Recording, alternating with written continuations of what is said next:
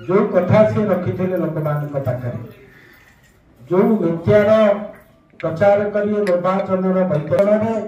लोक मैंने आलोचना कर प्रतिदिन आपण मैंने देखिए सोशल मीडिया रे ये सरकार को निंदा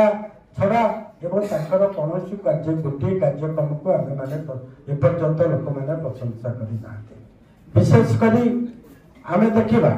ये तो संजय अच्छा से पूर्व मध्य भी सप्लाई मिनिस्टर थे पुरी जिला एक चाषी मानकर जिला एवं विशेषकर देखिए आमर रबी धान जो डालुआ धान आम कहूँ खरीफ धान खरीफ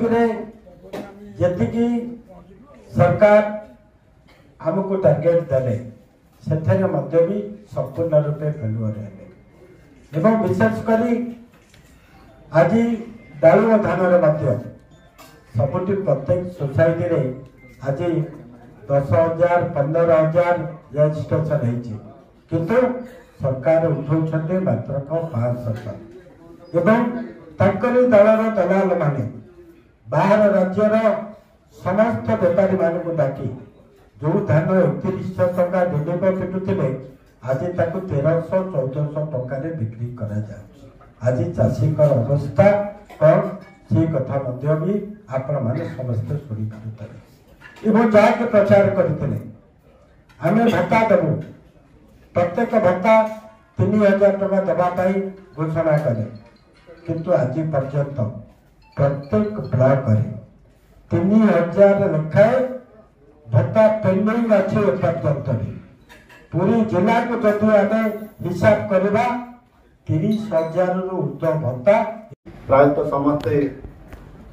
वक्तव्य आमर कार्यक्रम विषय युव छात्र समावेश करने जिलार नेतृत्व राज्य स्तरीय विजु जनता दल युव छात्र समावेश समस्त सहयोग कामना कर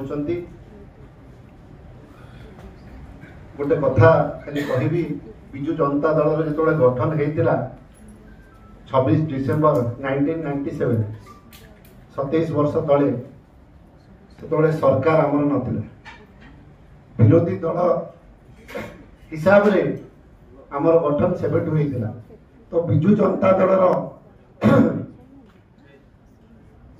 लड़ई आगु को नबा पई हेले नवीन बाबूंकर हाथ मुठा को टाण करबा पई हेले हम समस्त को शृंखलित भाव में आगु को जीवाई पड़ो एवं ये युव छात्र समावेश प्रथम थर पर राज्य स्तरीय जोटा हूँ प्रथम थर पुरी में होनी 2 वर्ष तले जो सरकार थी आमर से पुरी में युव छात्र राज्य स्तरीय समावेश होता निश्चित रूपे जहाँ वरिष्ठ नेतृत्व माने कहते जेहेतु 10टा बेले कार्यक्रम आरंभ हो 9टा बेलू रजिस्ट्रेशन आरंभ हो जाए तो आमर लक्ष्य रहा दरकार पूरी जिलार जमी आम युवक छात्र बंधु मैंने जमी टाइम रे पहुँचे आम मान दायित्व रही जोटा राजेश कहते नारू कहते युव छात्र सभापति कहते आम जो मैंने निर्वाचन मंडल दायित्व नौचु